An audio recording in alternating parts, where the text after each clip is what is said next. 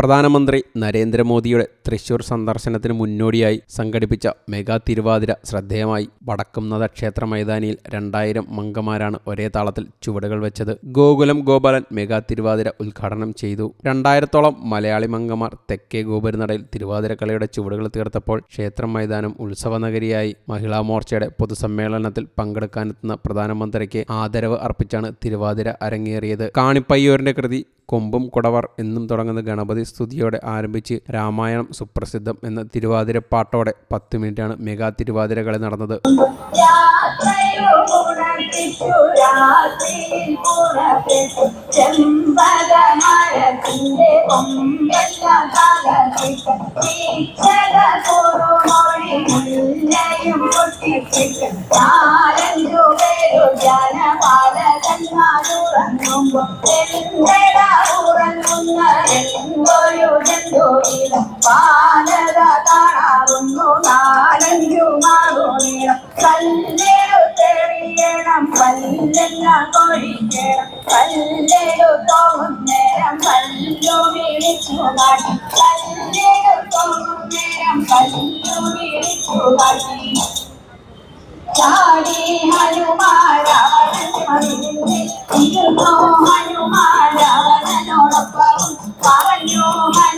പ്രധാനമന്ത്രിയുടെ സന്ദർശനത്തോടനുബന്ധിച്ച് നിരവധി സാംസ്കാരിക പരിപാടികളാണ് ജില്ലയിൽ നടക്കുന്നത്. ഇന്ന് വൈകിട്ട് നടക്കുന്ന 101 കലാകാരന്മാരുടെ മേളവിരുന്നിന് കിഴക്കോട്ട് അനിയന്മാരാർ നേതൃത്വം നൽകും. നാളെ ഉച്ചയോടെ തൃശ്ശൂരിൽ എത്തുന്ന പ്രധാനമന്ത്രിയെ കാണാൻ ലക്ഷക്കണക്കിന് വനിതകളാണ് എത്തുക. സാമൂഹിക, സാംസ്കാരിക, കായിക രംഗത്തെ പ്രമുഖ വനിതകൾ പ്രധാനമന്ത്രിയോടൊപ്പം വേദി പങ്കിടും. News desk you talk.